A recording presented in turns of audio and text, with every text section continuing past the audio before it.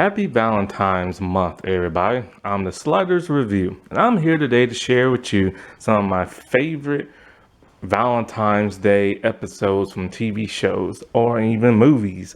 Not everything is all lovey-dovey.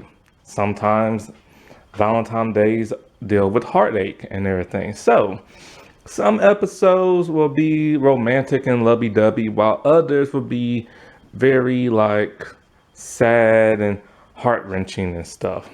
But love is love. It doesn't always come with smiles and giggles and glee. So, I'm here today to talk to you about Cleopatra 2525. I think it's season 2, but it's the episode Mauser's Day out. This is the second Mauser episode to get a full focus episode. The first one was in the first season when Cregan kidnapped him and tried to extract his voice receptor and stuff. And that's when his body was all mushy and stuff on that table because he's like an android and stuff. And so, but it really didn't focus that much on him. It mostly focused on Hal and the voice receptor in her ear causing her pain, and Cregan tapping into it, and he's trying to tap the entire system and stuff. But this one is a true focus Mauser episode, and it was so heartbreaking too. This is a heartbreaking episode, and it's heartbreaking for a lot of different reasons. So, remember how I said Sarge is the super horny one and stuff? Well, she takes her horniness to the next level. See, Mauser is a betrayer robot. Hal found him and reprogrammed him to serve her needs to help out the voice team and stuff. So this show is just because he's kind of her Bosley and her Alfred and stuff. So because Charlie's Angels meets the Matrix. So it's the 3 females that go out and fight the stuff while he's there doing all the scientific stuff, right? And so he's also kind of the commander Data. So Mauser, when he got turned into reprogrammed into that of a normal betrayer robot, all of his emotions are now gone, kind of like Commander Data. And there's a chip that can override that. And so Sarge has found such a chip. I forgot how she got it. I think it was his old chip. And she tells him whatchamacallit, she wants to do all kind of naughty bad things to him. She wants to use him as a sex robot. And so when she's kissing and stuff, he does not feeling nothing. So she's all I got your chip and this will bring back your emotion, but I'll only do it if you want me to. And he wants his emotions back. So she implants it in the back of his head, and then you see his eyes glow, and she's all there might be a tingling sensation in the back of your neck. And he's all oh, the tingling's not in my neck. So they start making out, but he gets a little too handsy and a little too rough, and she doesn't like that. And she keeps telling him to slow down over and over, he won't do it. So then she starts to fight him, only for him to grab her by the neck and toss her halfway across the room. Then all of a sudden his eyes turn red and he's shooting out lasers. Hal and Cleo come back to make him stop, and then he runs on out of there. Hal is extremely pissed off at Sarge, and so is Cleo, as they're now setting out the fire in their new lab and everything. And so it's really screwed up how Sarge wanted to use him as a sex robot, because he's a part of the team. Cleo and Hal sees him as part of the team. They see him, even though they know he's a robot, they still look at him as human, except for Sarge. And Sarge's next dialogue is just disgusting. She's all he is just a machine. He's no different than a toaster or a defense gauntlet. The gauntlets are the thing they wear on their wrist to shoot out the lasers, have their shield bubble, and scan for stuff. And she tells him he's nothing but a machine. He's there to be used, and if she can't use him for her needs, then what good is he? This is really disgusting, and it shows the type of person that Sarge really is and how she grew up. Because Sarge had it rough and everything.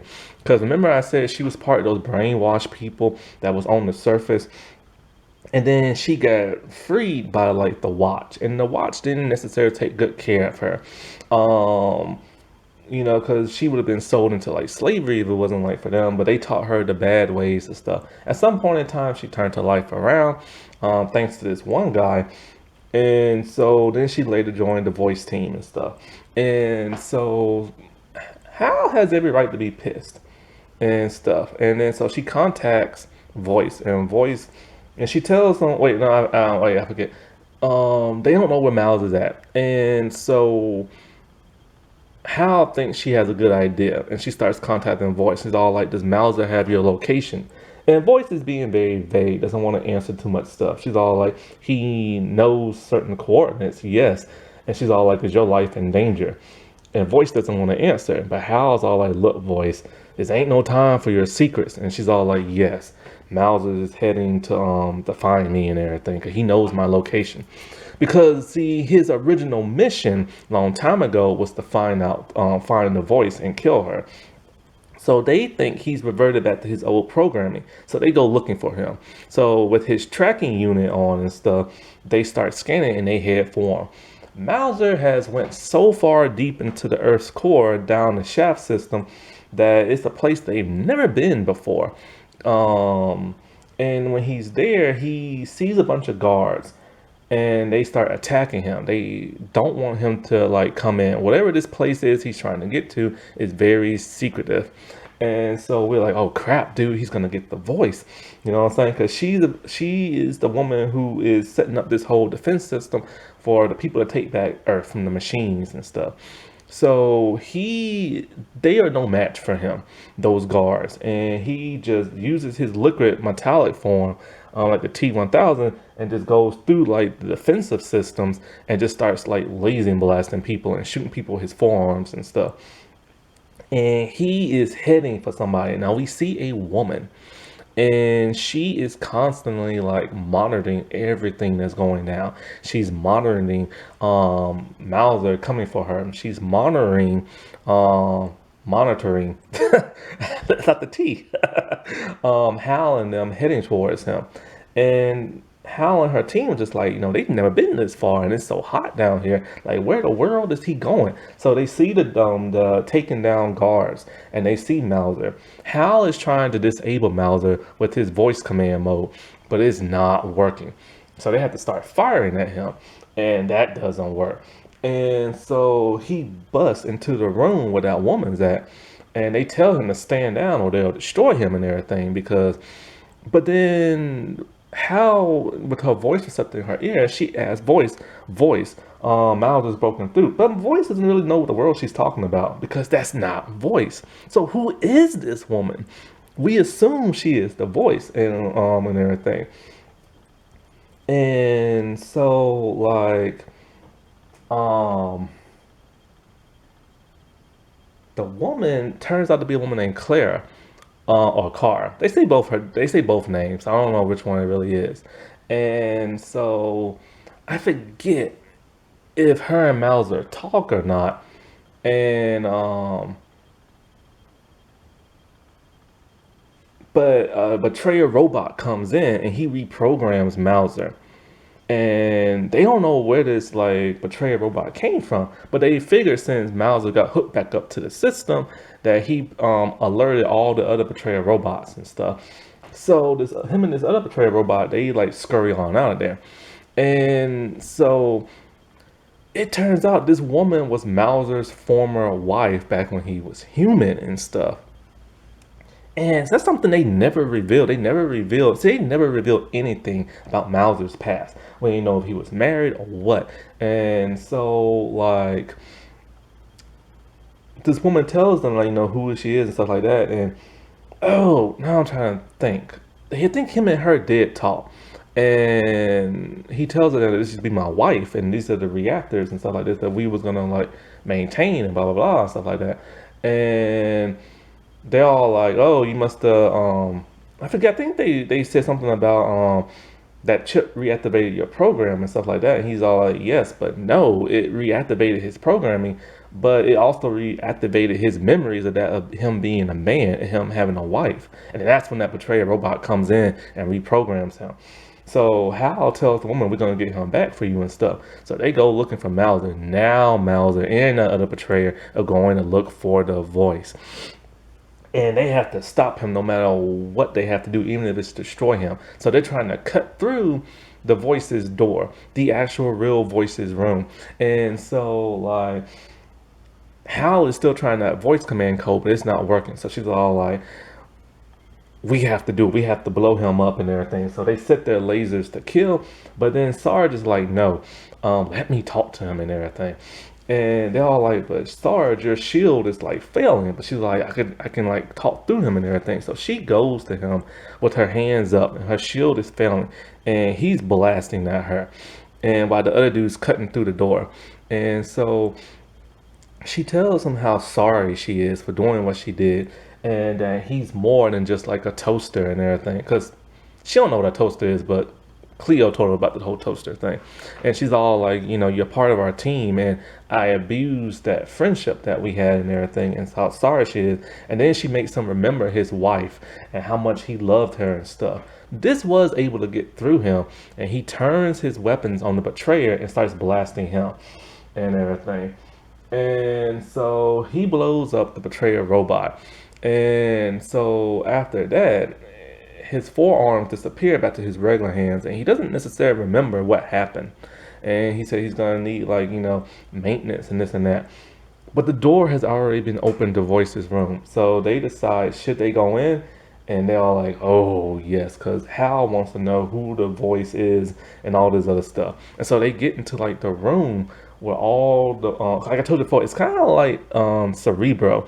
It's like a ledge out in like a mountain, you know, well, not a mountain, but it's like a little cave type thing with a ledge and a chair and all this holographic stuff of all the voice teams, their weapons and their vital systems and all that.